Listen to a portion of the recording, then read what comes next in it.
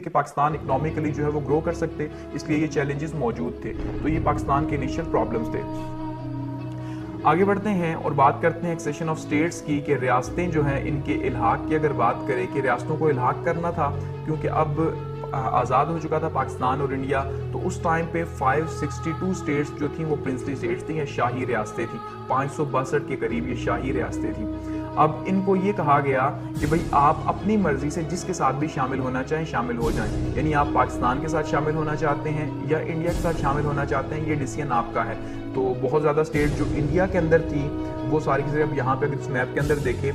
تو یہ جو پرنسلی سٹیٹس ہیں وہ یلو کلر کی آپ کو دکھائی دے رہی ہیں، اور جو برٹش پروونسز ہیں یعنی کہ جو جہاں پہ یہ اصل میں ڈویژن کی گئی تو وہ تو یہ ریڈ تھے جو کم تھے. ایون برٹش یہ جو پرنسلی سٹیٹس تھیں وہ زیادہ تھیں، یہ تو زیادہ تھیں، تو ان کو پھر فیصلہ کرنا تھا. تو جو جس کے ساتھ زیادہ ٹچ ہو رہا تھا وہ اسی کے ساتھ تھا، کیونکہ طے تو یہی تھا کہ جہاں پہ جو آبادی ہوگی ایک تو اس کو مد نظر رکھنا ہے، یعنی اگر وہ مسلمان ہیں تو مسلمانوں کے ساتھ جائے، اور اگر وہ ہندو ہیں تو ہندوؤں کے ساتھ جائے. ساتھ میں جغرافیکلی بہت زیادہ امپورٹنٹ ہے کہ بھئی جغرافی کا بھی آپ نے خیال رکھنا ہے کہ وہ کس کے ساتھ ٹچ ہو رہا ہے. تو ایسے میں جو ایشوز بنے جس سٹیٹس کے، کیونکہ باقی سٹیٹس نے تو فیصلہ کر لیا کہ بھئی ہم نے پاکستان کے ساتھ یا انڈیا کے ساتھ شامل ہونا ہے، لیکن اس میں کشمیر کا ایشو بنا کہ کشمیر میں جو ہے 1941 کی سینسس کے اکارڈنگلی 77% جو ہے وہ مسلمان تھے. تو 77% مسلمان تھے، تو اب تو 90% سے بھی اوپر ہے. تو اس ٹائم پہ جو ہے پھر اس کا جو مہاراجا تھا ہری سنگھ صاحب، ہری سنگھ جو ہے یہ اس نے اسٹینڈ سے ایگریمنٹ کیا کہ بھئی فی الحال مجھے آپ نہ چھیڑیں اور مجھے اسی طرح رہنے دیں، یعنی معاہدہ جاریہ کیا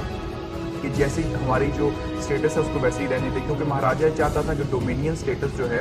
وہ دیا جائے کشمیر کو، لیکن پھر ایسا نہیں ہو سکا. اور اس کے بعد جو ہے مہاراجا نے جو ہے وہ الحاق کا فیصلہ کیا انڈیا کے ساتھ. تو ایسے میں جو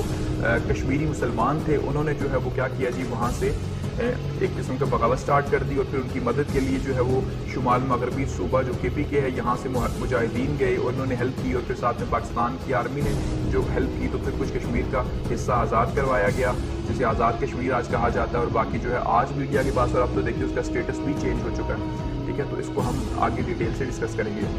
اس کے بعد جونا گڑھ کی ایک ریاست تھی جو کراچی سے 480 کلومیٹر کے فاصلے پہ تھی. ٹھیک ہے، یہ کراچی ہے تو یہاں سے 480 کلومیٹر کے فاصلے پہ یہاں پہ جونا گڑھ کی ریاست تھی. اب یہاں کی جو آبادی تھی اگر اس کی بات کی جائے تو وہ ہندو تھی، یعنی جونا گڑھ کی آبادی ہندو، لیکن جو اس کا ہیڈ تھا وہ مسلمان تھا، اور وہ چاہتا تھا کہ پاکستان کے ساتھ الحاق کرے. تو اس نے اناؤنس بھی کر دیا 15 سپتمبر 1947 کو کہ بھئی ہم نے پاکستان کے ساتھ جانا ہے. لیکن پھر کیا ہوا، انڈیا نے وہاں پہ زبردستی فوج بھیجی اور یہاں پہ قبضہ کر لیا. اس کے بعد حیدرآباد کی ایک اسٹیٹ تھی، حیدرآباد جو ہے حیدرآباد دکن. اب یہاں پہ بھی اس کا جو ہیڈ تھا اس کا ٹائٹل تھا نظام، اور نظام جو ہے وہ مسلمان تھا اور وہ پاکستان کے ساتھ جو ہے وہ الحاق چاہتا تھا. تو ایسے میں 24 اگست 1948 کو جو ہے سیکیورٹی کونسل میں یہ ایشو گیا کہ بھئی ہم جو ہے وہ پاکستان کے ساتھ جانا چاہتے ہیں، لیکن نتیجے کے طور پہ انڈیا نے یہاں پہ بھی، کیونکہ آبادی اکثریت جو ہے وہ ہندوؤں کی تھی، تو یہاں پہ بھی جو ہے وہ قبضہ ہو گیا. تو اس طرح سے یہ اسٹیٹس کا، اور خاص کر کے ان میں کشمیر کا مسئلہ آج بھی ویسے کا ویسا چلا آ رہا ہے. اس کے بعد بات کرتے ہیں ریڈ کلف ایوارڈ کی، کہ ریڈ کلف ایوارڈ کیا تھا، کہ سر سائرل ریڈ کلف جو ہیں یہ ہیڈ تھے باؤنڈری کمیشن کے، کہ اب یہ جب تقسیم طے ہو گیا کہ بھئی اب جب 3 جون کے اکارڈنگلی کہ پنجاب اور بنگال جو ہے اس کو تقسیم کرنا ہے، اور اصل میں جو پاکستان بنا، ٹھیک ہے، یا پاکستان اور انڈیا کی جو تقسیم ہوئی تو وہ پاکستان اور انڈیا کی تقسیم ایکچولی میں انہی دو کی جو ہے وہ ڈویژن تھی، کیونکہ باقی جتنے پروونسز تھے وہ تو سارے کے سارے سیپریٹ تھے، وہ یا تو ہندو میجورٹی کے تھے یا مسلم میجورٹی کے تھے. لیکن یہ جو 2 پروونسز تھے، ٹھیک ہے، پنجاب کا اور ساتھ میں بنگال کا جو تھا، یہ بنگال اور پنجاب جو ہے یہاں پہ مسلمان اور ہندو جو ہے وہ برابر تھے. تو یہاں پہ پھر، اور یہ تھے بھی بہت بڑے، تو ان کا فیصلہ کرنا تھا کہ ان کو تقسیم کرنا ہے. تقسیم کیسے کریں گے؟ تو تقسیم کے لیے طے پایا کہ ایک باؤنڈری کمیشن بنایا جائے گا. ٹھیک ہے، ایک ایسا کمیشن جس کو ہیڈ جو ہے وہ سر سائرل ریڈ کلف کریں گے، اور دو ممبرز جو ہیں وہ دونوں سائڈوں سے لیے جائیں گے، یعنی 2 ممبرز پنجاب کے لیے مسلمانوں کے، 2 ممبرز پنجاب کے لیے ہندوؤں کے، 2 بنگال کے لیے مسلمانوں کے، 2 ہندوؤں کے، اس طرح سے جو ہے وہ لیے جائیں گے. تو پنجاب باؤنڈری کمیشن میں اگر پاکستان کے ممبرز کی بات کریں تو جسٹس دین محمد اور جسٹس محمد منیر جو ہے یہ پاکستان کی طرف سے تھے، اور اسی طرح سے انڈیا کی طرف سے پنجاب کے لیے جسٹس مہر چند مہاجر اور جسٹس تیج سنگھ جو ہے یہ انڈیا کی طرف سے تھے پنجاب کے لیے. اور اب اگر بات کریں بنگال کی باؤنڈری کمیشن کی تو پاکستان کی طرف سے جسٹس ابو صالح اکرام صاحب اور جسٹس ایس اے رحمان جو ہے یہ پاکستان کی طرف سے تھے، اور انڈیا کی طرف سے جسٹس سی سی بسواس اور جسٹس بی کے مکھرجی جو ہے یہ انڈیا کی طرف سے تھے۔ تو یہ ان کے اوپر جو ہیڈ بنایا گیا وہ سر سائرل ریڈ کلف کو بنایا گیا کہ بھئی آپ نے جو ہے وہ فائنل فیصلہ کرنا ہے، اور فیصلہ کیا ہونا تھا کہ یہ جو سر سائرل ریڈ کلف صاحب تھے اس سے پہلے یہ ہندوستان آئے نہیں تھے، یہاں یہ جانتے نہیں تھے، تو ایسے میں انہوں نے کیا فیصلہ کرنا تھا۔ خیر پھر نتیجے کے طور پہ کیا ہوا کہ اس کے اندر بھی ریڈ کلف ایوارڈ کے اندر بھی جو ہے وہ پاکستان سے زیادتی کی گئی، اور زیادتی کیا کی گئی پنجاب کے اندر، کہ پنجاب کے اندر یہ جو گرداسپور کا ایک ضلع تھا، یہ گرداسپور کا ضلع مسلمانوں کی اکثریت کا ضلع تھا، یہاں پہ مسلم آبادی زیادہ تھی صرف پٹھان کوٹ کو چھوڑ کے، کیونکہ جو پٹھان کوٹ کی تحصیل تھی یہاں پہ آبادی 70% ہندوؤں کی تھی، لیکن باقی جو ہے بٹالہ، فیروز پور اور زیرہ کی جو تحصیلیں تھیں یہاں پہ مسلمانوں کی آبادی تھی، تو اسے پاکستان کو دینا چاہیے تھا، لیکن اس پٹھان کوٹ کا بہانہ بنا کر اسے انڈیا کو دیا گیا، اور پٹھان کوٹ کا کیونکہ جو راستہ ہے وہ ڈائریکٹ کشمیر کو جاتا ہے، باقی کوئی بھی راستہ انڈیا کشمیر کو نہیں جاتا، اس لیے جو ہے اس کو مانا جاتا ہے کہ انڈیا کو دیا گیا۔ بنگال کے اندر انجسٹس کیا گیا، کلکتہ جو ہے یہاں پہ 70% جو ہے وہ ہندو آبادی تھی، وہ بھی لو کاسٹ کی، لوور کاسٹ کی جو ہندو آبادی تھی وہ پہلے سے ہی قائد اعظم سے بات کر چکی تھی کہ بھئی ہم پاکستان کے ساتھ شامل ہوں گے، کیونکہ انہیں پتا تھا کہ انڈیا کے اندر جو ہے وہ ہندوؤں میں تو کاسٹ سسٹم ہے، تو وہاں پہ تو ان کو کبھی بھی ان کے رائٹس نہیں ملنے، جن کو دلت آج بھی کہا جاتا ہے، تو یہ جو دلت ہیں انہوں نے پاکستان کے ساتھ فیصلہ کیا، لیکن اس کو زبردستی کلکتہ جو ہے انڈسٹریل سٹی تھا، ٹھیک ہے، تو اس کو جو ہے وہ انڈیا میں شامل کر دیا گیا۔ اسی طرح مرشد آباد اور نادیہ جو ہے اس کو بھی زبردستی مسلمانوں کے اکثریتی علاقوں کو انڈیا کو دے دیا گیا، تو یہ ریڈ کلف ایوارڈ میں یہاں پہ زیادتیاں کی گئی۔ آگے بڑھتے ہیں اور بات کرتے ہیں جی آبجیکٹیو ریزولوشن کی یا آئین کے حوالے سے اب پاکستان میں اس کے بعد پھر کیا ہوا اور کیا کیا ہوتا رہا۔ اب دیکھیے جب پاکستان بنا تو بات کی جیسے کہ انڈین ایکٹ جو تھا 1935 کا، اس کو جو ہے وہ عارضی طور پہ لاگو کیا گیا، لیکن اب اوبیسلی ایک کانسٹیٹیوشن تو بنانا تھا، ایک آئین تو بنانا تھا، ایک ایسا آئین جو کہ پاکستان کے مستقبل کا فیصلہ کر سکے، جہاں پاکستان جو ہے ایک اسٹیٹ ہے تو اس کے اکارڈنگلی چل سکے۔ تو کانسٹیٹیوشنل کرائسس پیدا ہوئے۔ کانسٹیٹیوشنل کرائسس کیوں پیدا ہوئے؟ کیونکہ لیڈرشپ جو تھی وہ چاہتی نہیں تھی اس ٹائم پہ کہ بھئی ایک ایسا آئین بن سکے جو کہ پاکستان کو سپورٹ کرے، کیونکہ وہ ایک ایسا آئین بنانا چاہتے تھے جو آئین حکومت کو یا خاص کر کے حکومت کے جو اس ٹائم پہ کرتا دھرتا تھے ان کو فائدہ دے سکے، تو اس لیے یہ بہت بڑا مسئلہ پیدا ہوا۔ ساتھ میں ایک اور ایشو تھا، وہ کیا تھا؟ رائٹ ونگ اور لیفٹ ونگ کی پالیٹکس کا، ٹھیک ہے، کہ رائٹ ونگ جو ہے وہ چاہتا تھا کہ جو آئین بنے وہ بنے اسلامی، ٹھیک ہے، اور جو لیفٹ ونگ تھا، جو لبرلز تھے جو اس ٹائم پہ پاور کے اندر تھے، وہ چاہتے تھے کہ یہ ایک لبرل کانسٹیٹیوشن بنے، کیونکہ جو قائد اعظم تھے وہ لبرل تھے۔ تو ایسے میں یہ فیصلہ تو آج بھی خیر نہیں ہو سکا کہ قائد اعظم لبرل تھے کہ اسلامی تھے، یہ آج بھی ڈیبیٹ اس طرح سے چل رہی ہے، آپ دیکھ رہے ہیں پاکستان کے اندر۔ تو ایسے میں پھر کیا ہوا کہ لیاقت علی خان پرائم منسٹر تھے، تو لیاقت علی خان جو ہیں ان کا ڈیسیژن بہت زیادہ امپورٹنٹ تھا، تو لیاقت علی خان نے جو ہے پھر وہ فیصلہ کیا اپنا جو وزن ہے وہ رائٹ ونگ کو دینے کا۔ تو اس طرح سے لیاقت علی خان نے 12 مارچ 1947 کو جو ہے وہ آبجیکٹیو ریزولوشن اسمبلی سے پاس کروائی، جو کہ اسلامک فنڈامنٹل پرنسپلز کے اوپر بیس کرتی تھی، یعنی کہ لبرل جو کانسٹیٹیوشن تھا اس کا راستہ یہاں پہ بند کیا گیا، اور یہ طے ہوا کہ یہ آبجیکٹیو ریزولوشن یا قرارداد مقاصد جو ہے، اس قرارداد مقاصد کا مقصد کیا ہے کہ یہ مقاصد کو طے کرے گی، ہمارا جو کانسٹیٹیوشن ہے وہ کس کے اوپر بیس کرے گا۔ تو اس کے کی پوائنٹس کی اگر بات کریں تو اس میں سب سے پہلے سوورینٹی آف اللہ کیا، جو حاکمیت ہے وہ اللہ تعالیٰ کی ذات کی ہے، اللہ تعالیٰ حاکم ہے، اور جو نیچے حکومت چلا رہے ہیں وہ اس کے نائب کے طور پہ کام کریں گے۔ تو سوورینٹی جب اللہ سے بلانگ کرتی ہے تو اس کا مطلب لاز بھی جو ہیں وہ اسی کے اکارڈنگلی ہوں گے، یعنی کہ قرآن اور سنہ کے اکارڈنگلی ہوں گے جو اللہ تعالیٰ نے بتایا ہوا ہے۔ اسی طرح سے کہا جی فیڈرل سسٹم ہوگا، فیڈرل سسٹم ہوگا تو پروونسز جو ہیں وہ ان کو آزادی حاصل ہوگی، ڈیموکریٹک کنٹری ہوگا، فریڈم آف اسپیچ ہوگی اور ایکویلٹی ہوگی، سب یہاں پہ برابر ہوں گے۔ پیپلز رسپانسبل گورنمنٹ ہوگی، یعنی ریپبلک ہوگا، ایک ایسا ریپبلک ہوگا کہ جہاں پہ جو ہے وہ لوگوں کی سنی جائے گی۔ مائنورٹیز جو رائٹس ہیں یعنی اقلیتوں کے حقوق ان کو دیے جائیں گے اور وہ آزاد ہوں گی، کیونکہ قائد اعظم کو مانا جاتا ہے کہ انہوں نے 11 اگست کی جو اسپیچ کی تھی اس کے اندر بھی انہوں نے کہا تھا کہ بھئی آپ جو مائنورٹیز ہیں آپ فری ہیں اپنے چرچز میں، مندر میں، جہاں پہ بھی آپ جانا چاہیں، کیونکہ مسلمان خود ہندوستان کے اندر جو ہے وہ رہ چکے تھے ایز اے مائنورٹی، تو وہ جانتے تھے کہ مائنورٹی جو ہے وہ کس طرح سے اس کو سیٹل کرنا ہے۔ اسی طرح فنڈامنٹل رائٹس جو ہیں وہ ہر ایک کے جو بنیادی حقوق ہے، جو ایک انسان پیدا ہونے کے ساتھ اس کے حقوق ہوتے ہیں، ٹھیک ہے، ان کو پروٹیکٹ کیا گیا۔ فری جوڈیشری جو ہے اس کا کہا گیا کہ جوڈیشری جو ہے وہ فری ہوگی۔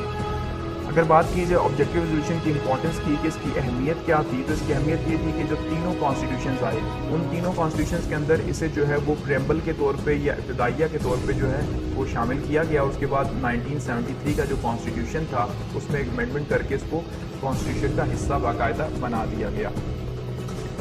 آگے بڑھتے ہیں اور بات کرتے ہیں 1951 ٹو 1956 کے پیریڈ کی. یہ ایک بہت ہی ٹف اور بہت ہی کریٹیکل جو ہے وہ پیریڈ تھا. یہ پولیٹیکل انسٹیبلٹی کا جو ہے وہ پیریڈ گزرا کہ جو سیاسی طور پر سیاست میں عدم استحکام تھا بہت زیادہ تھا اس دور کے اندر، کیونکہ اس ٹائم پہ جو ہے وہ لیڈرشپ کرائسس بہت شدت سے سامنے آیا. لیاقت علی خان کی شہادت کے بعد یا ان کو جب قتل کر دیا گیا تو اس کے بعد جو ہے وہ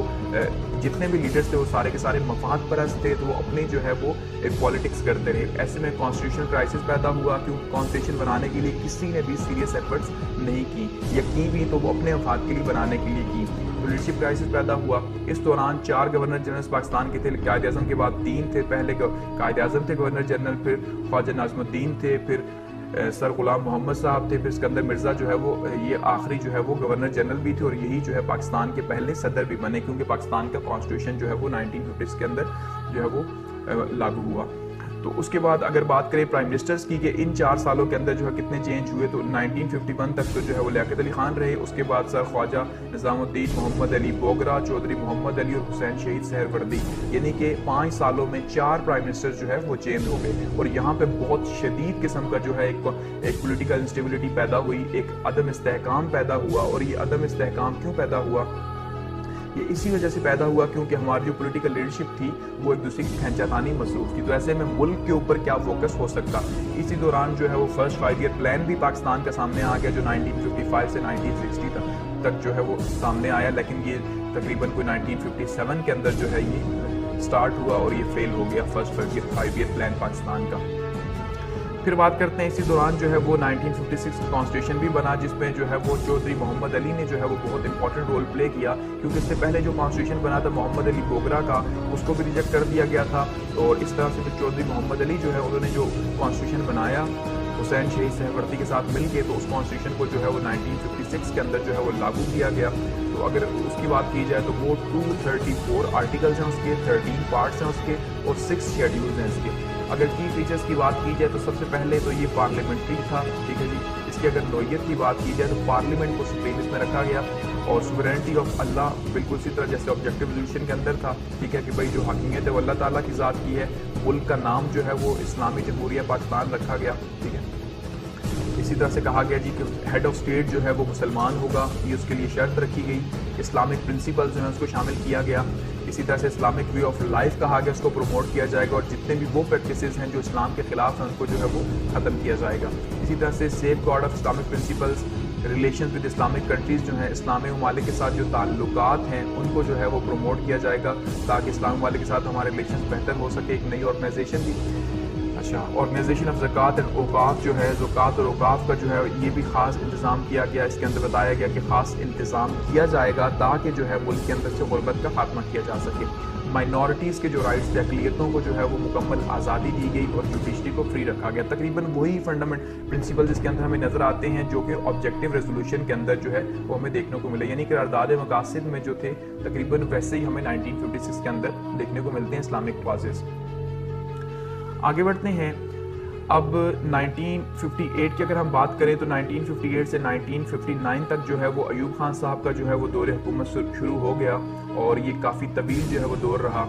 اس سے پہلے اگر ہم بات کریں تو اس سے پہلے ہم نے دیکھا کہ جو سکندر مرزا صاحب تھے، سکندر مرزا پاکستان کے پہلے صدر بنے جب انہوں نے کانسٹیٹیوشن کے تھرو 1956 کے آئین کے تحت حلف لیا. لیکن ابھی 2.5 سال ہی جو ہے یہ آئین چلا تھا تو سکندر مرزا نے مارشل لا لگا دیا. اب سکندر مرزا سویلین تھے لیکن انہوں نے مارشل لا لگایا، اور وہ مارشل لا لگایا ایوب خان صاحب کے نام کے اوپر. اور ایوب خان نے پھر کیا کیا جی، پھر اس کو جو ہے وہ ٹیک اوور کر لیا اور سکندر مرزا صاحب کو سائڈ پہ کر دیا. اب اس کے بعد کیا ہوا، جب سکندر ایوب خان صاحب کا جو ایرا سٹارٹ ہوا تو اس میں جو ہے وہ کافی زیادہ ترقی بھی ہوئی، لیکن کافی زیادہ کنٹروورسیز بھی سامنے آئیں. تو اس میں سب سے پہلے انہوں نے 1973 کا جو کانسٹیٹیوشن ہے اس کے اوپر کام سٹارٹ کیا، کیونکہ جب ان کی گورنمنٹ بنی تو انہوں نے ایک کمیٹی بنا دی جسٹس شہاب کی سربراہی میں، شہاب الدین کی سربراہی میں، کہ بھئی آپ جو ہے وہ کانسٹیٹیوشن کے اوپر کام کریں. تو انہوں نے کانسٹیٹیوشن بنایا جس کے اندر ایوب خان صاحب نے اپنی مرضی سے چینجز کی اور صدارتی نظام کو تاکہ پروموٹ کرنا چاہ رہے تھے، تو اس حوالے سے انہوں نے کانسٹیٹیوشن بنا کے تو اس کو جو ہے وہ لاگو کیا 1962 کے اندر. اور اس میں جو سب سے امپورٹنٹ اگر فیچرز کی بات کی جائے تو اس میں پریزیڈنشیل کانسٹیٹیوشن تھا یہ، یعنی کہ ایک صدارتی آئین بنایا گیا یا صدارتی نظام لایا گیا ملک کے اندر. اسی طرح سے پروونشل اٹانومی جو تھی وہ بہت کم تھی اس کے اندر، یعنی جب کیونکہ صدارتی تھا تو جو صوبے تھے ان کی خود مختاری بہت کم تھی، کیونکہ صوبوں کی خود مختاری پارلیمنٹری سسٹم کے اندر زیادہ ہوتی ہے، صدارتی کے اندر کم. اور بی ڈی سسٹم جو ہے وہ متعارف کروایا گیا، یعنی بیسک ڈیموکریسیز کا متعارف